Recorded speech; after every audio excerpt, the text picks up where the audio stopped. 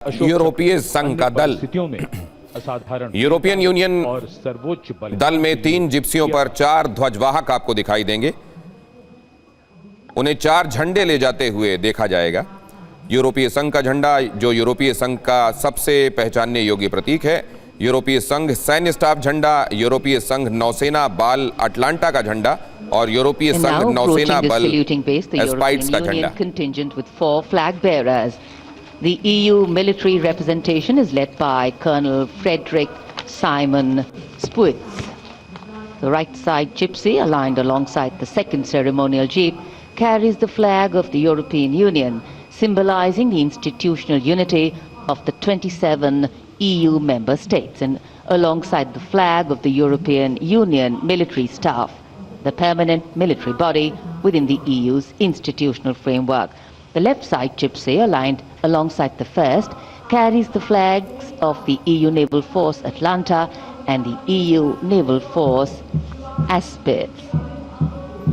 और अब आगे आपको दिखाई देने वाला है battle array formation. And close behind them, approaching the saluting base with dignity and shared purpose,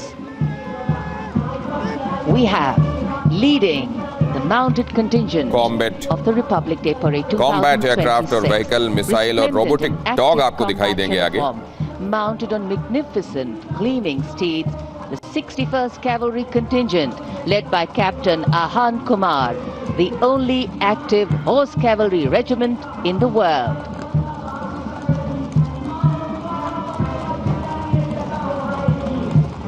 खास तौर से इस बार की परेड में battle array formation general Datta, इसका बड़ा जिक्र है। ये वो फॉर्मेशन होगा जो युद्ध के दौरान अपनाया जाता है।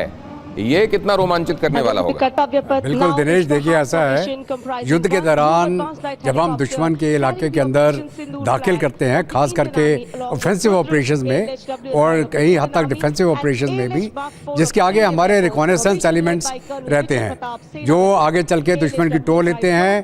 कौन सी जगह से हम इन्फिल्ट्रेट कर सकते हैं या हम कौन सा गैप है जहाँ से हमारे आर्मर्ड फॉर्मेशन निकल के दुश्मन के पीछे जा सकते हैं।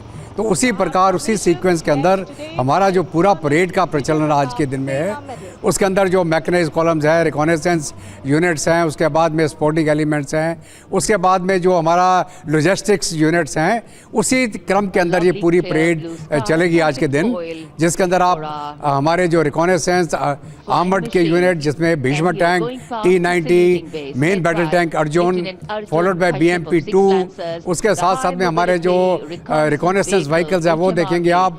उसके साथ में ऑल टेरेन व्हीकल्स होंगे जो हमारे स्पेशल फोर्सेस यूज़ करते हैं एक क्विक मोबिलाइजेशन के लिए या क्विक इंसर्शन या एग्जिट के लिए।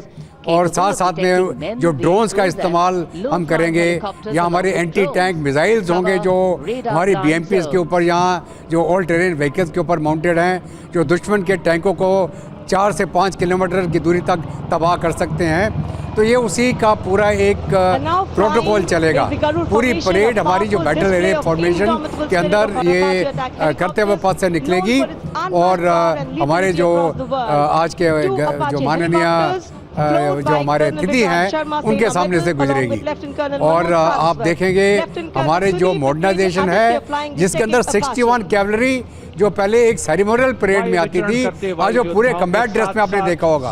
61 कैव हमारी पूरी दुनिया की एक मात्र आज के दिन में माउंटेड कैवलरी है। अगर आपको बैटल ऑफ हाइफा का जानकारी हो, यहाँ पर हमारे रेजिमेंट के कैप्टन विपनजोत सिंह विर्क की कमान में T-90 भीष्म टैंक का मशीनीकृत कॉलम अपनी गर्जना से वातावरण को गुंजायमान कर रहा है। और उसके ठीक बाईं ओर है 75 आर्म्ड रेजिमेंट के मेजर हितेश मेहता की कमान में अर्जुन MK-1 मुख्य युद्धक टैंक। स्वदेशी रूप से विकसित है ये प्लेटफॉर्म। आत्मनिर्भरता और युद्ध भूमि तत्परता के लिए भारत की प्रतिबद्धता को दर्शाता हुआ जी।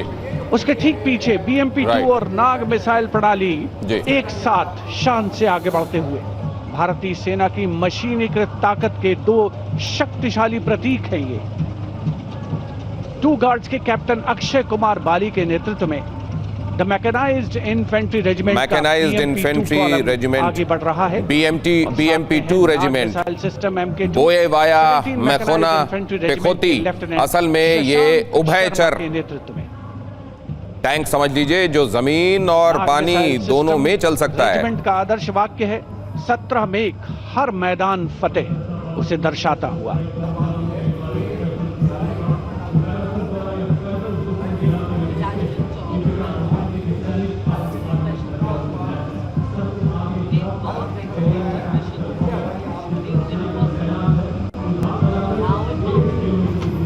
भारत की आत्मनिर्भरता को दर्शाने वाला ज्यादातर सैन्य उपकरण अब भारत खुद बना रहा है और ये भारत की मजबूती को और कई गुना बढ़ाता है। जब तक निर्भरता है तब तक स्वतंत्रता अपने पूरे आयामों के साथ स्थापित नहीं है और इसीलिए इस निर्भरता को धीरे धीरे कम करके, बल्कि बीते अगर कुछ सालों में आप देखें तो ये काम धीरे धीरे नहीं हो रहा है बल्कि उस स्पीड में हो रहा है जिसको आप हाइपरसोनिक कह सकते हैं। सिर्फ 2025 को ही इस मामले में अगर देख लें तो असाधारण उपलब्धियों से भरा हुआ ये वर्ष रहा है और इसीलिए इस बार गणतंत्र दिवस की थीम में भी आत्मनिर्भरता पर जोर है। वंदे मातरम स्वतंत्रता का मंत्र और भारत की समृद्धि का मंत्र आत्मनिर्भरता। भारत के फायर पावर को दिखाने वाले कंपोनेंट्स को, खासतौर से ATAGs, भारत की आर्टिलरी, उसका जलवा इस समय आप कर्तव्य पथ पर देख रहे हैं।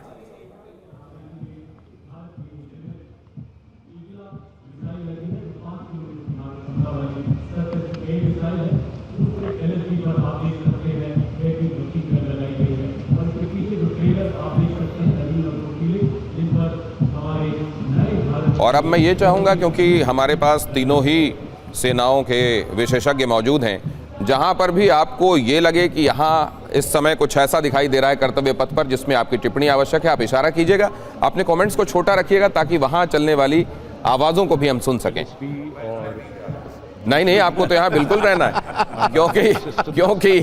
क्योंकि शस्त्रों की ताकत के साथ कूटनीति की ताकत का बहुत ज्यादा अपरिहार्य ताकतों में उसका शुमार होता है। शुक्रिया।